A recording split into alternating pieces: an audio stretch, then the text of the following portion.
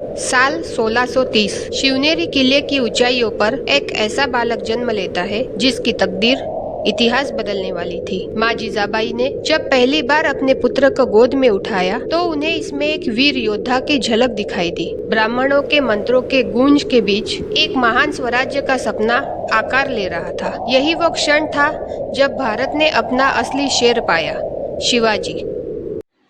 बचपन से ही शिवाजी महाराज को तलवार चलाने, युद्ध की रणनीतियाँ सीखने और किलों की दीवारों को समझने की शिक्षा दी गई।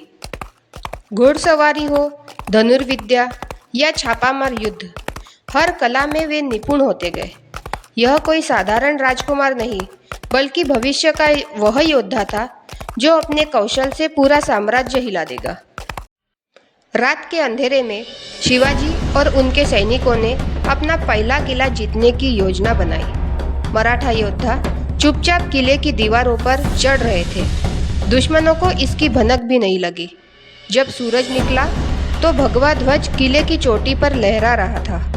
यह थी मराठाओं की पहली जीत, और यह तो बस शुरुआत थी। वर्ष 1674 रायगढ़ के किले में मराठाओं का सबसे महान क्षण आया। शिवाजी महाराज को छत्रपति की उपाधि दी गई। वैदिक मंत्रों के बीच उनका राज्याभिषेक हुआ।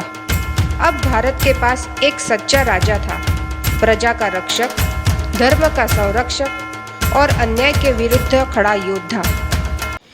शिवाजी केवल भूमि के राजा नहीं थे, बल्कि समुद्र को भी जीतने की ताकत रखते थे। उन्होंने भारत की पहली नौसेना तैयार की, सिंधुदुर्ग और जंजीरा जैसे किले बनवाए। मराठाओं का भगवा झंडा अब समुद्र की लहरों पर भी लहराने लगा था। शिवाजी महाराज ने युद्ध की एक नई तकनीक विकसित की, छापामार युद्ध। पहाड़ों, जंगलों और किलों की संकरी गलियों में मराठाओं का अदृश्य हमला दुश्मनों को पूरी तरह से चौंका देता था।